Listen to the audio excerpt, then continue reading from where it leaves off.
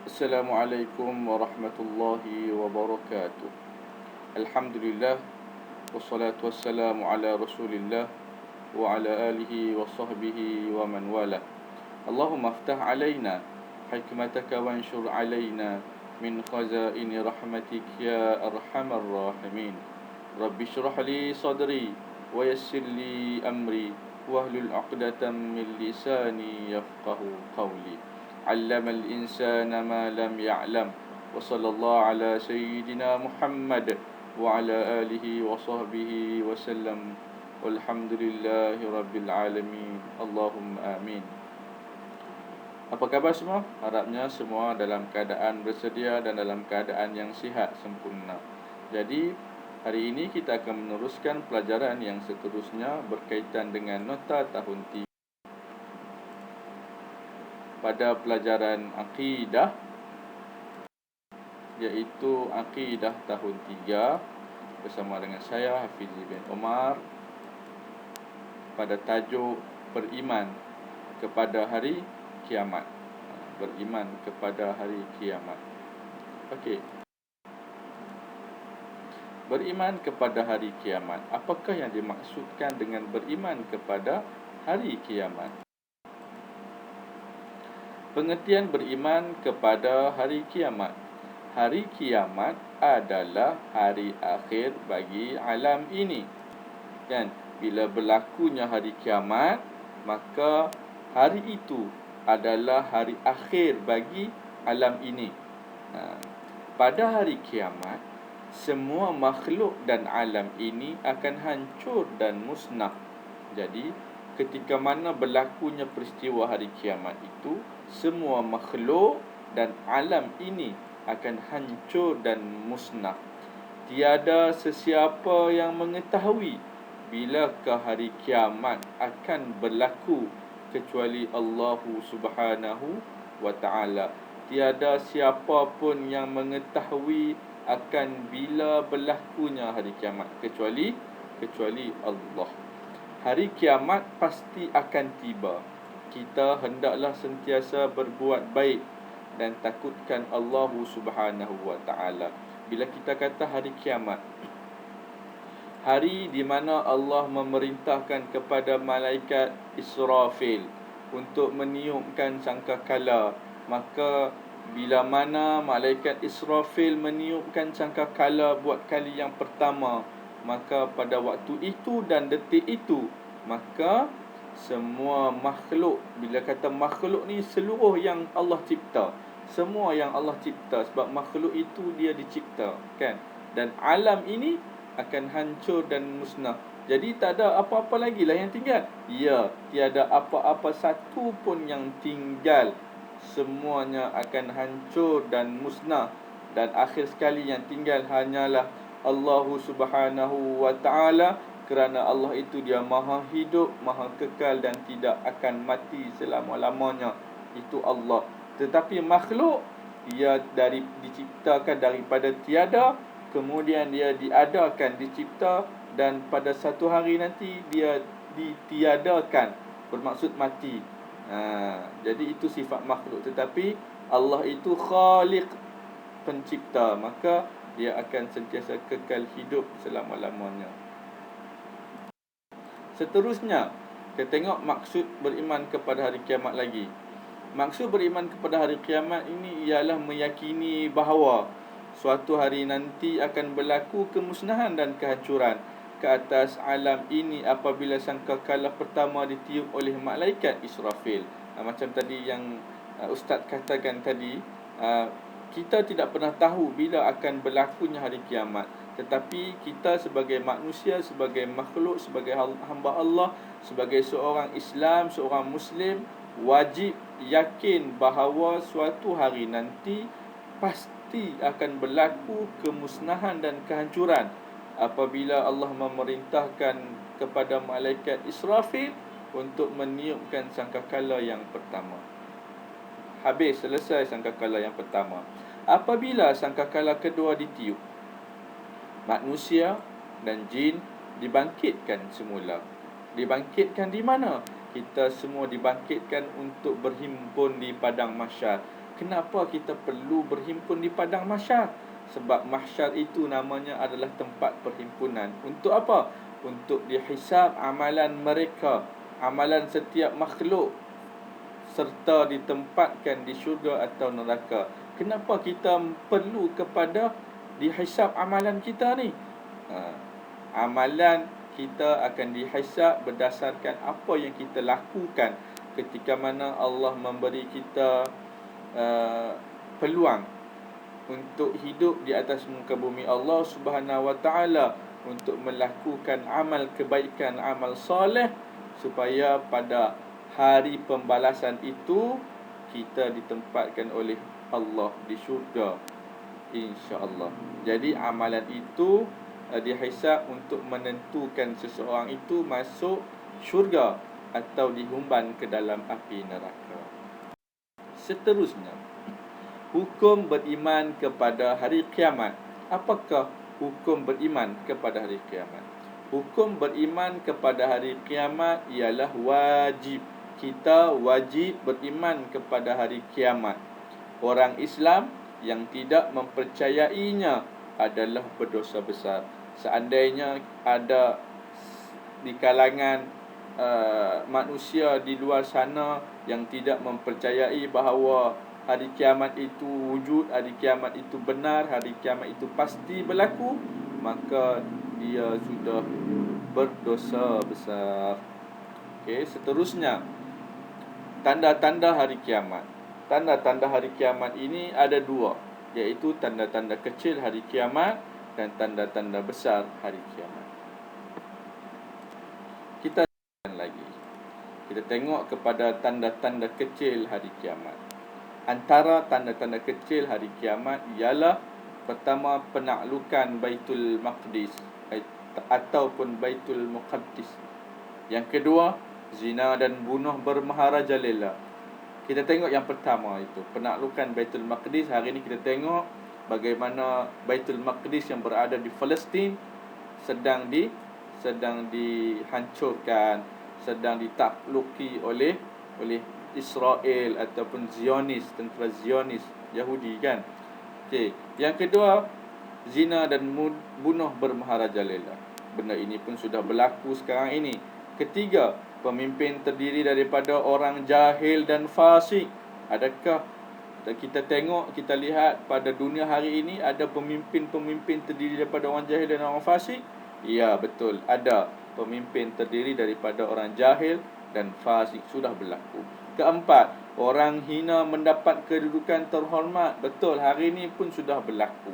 Yang kelima, bermewah-mewah mendirikan masjid dan membanggakannya. Ya, betul, hari ini satu dunia, kalau kita tengok pada dalam negara kita Malaysia sekalipun, banyak tempat yang mendirikan masjid yang sangat cantik, yang sangat mewah, dan semua membangga-banggakannya. Tetapi tidak ada sesiapa pun, dan masjid itu pun tidak dipenuhi dengan manusia, hanya untuk dibina sebagai untuk bermegah-megah, kan? Berlaku pada hari ini? Berlaku. Yang keenam, muncul kekejian, memutuskan kerabat dan hubungan dengan jiran tetangga. Berlaku tak? Berlaku. Bukan kata di negara lain, negara Malaysia kita sendiri pun berlaku benda ini. Kekejian itu berlaku, hasad dengki itu berlaku, memutuskan kerabat ataupun memutuskan hubungan silaturahim itu berlaku. Adik-beradik tidak bertegur siapa, kan? Disebabkan perkara-perkara kecil, putus hubungan silaturahim, putus hubungan dengan jiran tetangga, dengan jiran-jiran kita tidak menghormati, tidak kenal, kan? Itu berlaku tak pada hari ini? Berlaku. Yang ketujuh, ramai orang menuntut ilmu kerana kedudukan dan pangkat. Berlaku. Ramai manusia pada hari ini berkejar-kejaran, berlumba-lumba menuntut ilmu kerana kedudukan dan pangkat semata-mata. Berlaku. Yang ke-8, ramai orang soleh meninggal dunia. Berlaku. Ya, berlaku. Tahun ini sahaja, tahun 2021, berapa ramai orang-orang soleh, orang-orang alim ulama, orang-orang yang ilmunya penuh, meninggal dunia diangkat oleh Allah Subhanahu wa taala. Dan itu tanda-tanda kiamat. Kemudian kita tengok tanda-tanda besar kiamat. Antara tanda-tanda besar kiamat, pertama, keluar sejenis binatang dari perut bumi yang dinamakan sebagai dubbatul ard. Yang kedua, lahir Dajjal. Ketiga, keluar asap tebal memenuhi timur dan barat. Empat, Nabi Isa turun untuk menyelamatkan umat Islam. Kelima, muncul Imam Mahdi. Keenam, matahari terbit di sebelah barat. Ketujuh, keluar Ya'juj dan Ma'juj. Kelapan, diangkat Al-Quran dan perkara-perkara yang baik ke langit. Kesembilan, runtuhnya Kaabah. 10, terdengar tiupan sangkakala yang pertama. 11, ada azan tetapi tidak dijawab.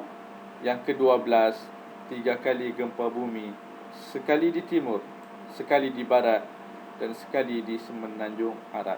Itu adalah antara tanda-tanda besar, antara tanda-tanda besar kiamat. Seterusnya, kita tengok pada peringkat hari kiamat. Peringkat hari kiamat ini dia berlaku pada dua peringkat. Peringkat pertama, apabila sangkakala pertama ditiup, hancurlah semua makhluk, alam dan semua kehidupan di dunia. Peringkat yang kedua, sangkakala kedua ditiup, semua makhluk yang telah mati akan dibangkitkan untuk diadili oleh Allah Subhanahu wa taala dan dihimpunkan di padang mahsyar, seperti yang Ustaz terangkan tadi. Okey, kita lihat sebab berlakunya kiamat. Kenapa berlakunya hari kiamat?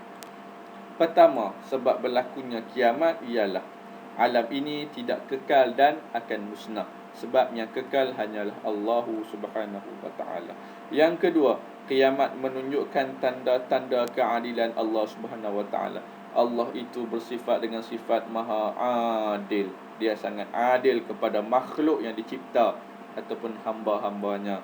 Jadi kiamat itu menunjukkan bahawa tanda-tanda keadilan Allah. Siapa yang sangat taat dan patuh pada perintah Allah akan diberi kebaikan. Sesiapa yang murka dan lawan dengan suruhan dan arahan Allah, maka dia akan diberikan azab. Yang ketiga, pembalasan di dunia terbatas. Masih ada yang belum menerima balasan. Ini bermaksud bahawasanya Allah boleh memberikan balasan di dunia serta-merta, ataupun Allah tangguh balasan itu diterima di hari akhirat nanti. Yang keempat, menunjukkan kebesaran dan kekuasaan Allah Subhanahu wa taala. Memang Allah tunjuk sungguh-sungguh kuasa dia. Dia boleh daripada tiada apa-apa Allah mencipta bumi dan alam ini, kemudian Allah bagi kita hidup atas muka bumi ini, dalam alam ini, dan satu hari nanti Allah akan hancur dan musnahkan segalanya untuk menunjukkan kebesaran dan kekuasaan Allah Subhanahu wa taala. Kita hanya mampu membina rumah bangunan, tetapi Allah dia membina alam ini dan dia boleh menghancurkan alam ini. Dan yang terakhir ialah hidup di dunia ini hanya sementara, hanya kehidupan di akhirat akan kekal abadi. Dunia ini adalah sementara, mencari bekalan untuk kita bertemu dengan Yang Maha Esa. Kehidupan akhirat itu adalah tempat kembali kita yang kekal abadi. Mari kita lihat antara nama-nama hari kiamat. Yang pertama, Yaumul Hisab, bermaksud hari perhitungan. Yang kedua, Yaumul Akhirah, hari akhir dunia. Yang ketiga, Yaumul Qari'ah, hari keributan. Yang keempat, Yaumus Sa'ah, hari masa. Yang kelima, Yaumul Jaza, hari pembalasan ataupun perbicaraan. Yang keenam, Yaumul Ba'thi, hari kebangkitan. Yang ketujuh, Yaumul Waqi'ah, hari kejadian. Yang ke-8, Yaumul Hashr, hari perhimpunan. Kan kita sebut mahsyar. Al-Hashr, perhimpunan. Yang ke-9, Yaumuz Zalzalah, hari kegoncangan. Kan ada surah dalam Al-Quran, surah Az-Zalzalah, Idza zulzilatil ardu zilzalaha. apabila digoncangkan dengan segoncang-goncang yang sangat kuat dan sangat dahsyat kan. Az-zalzalah bermaksud kegoncangan.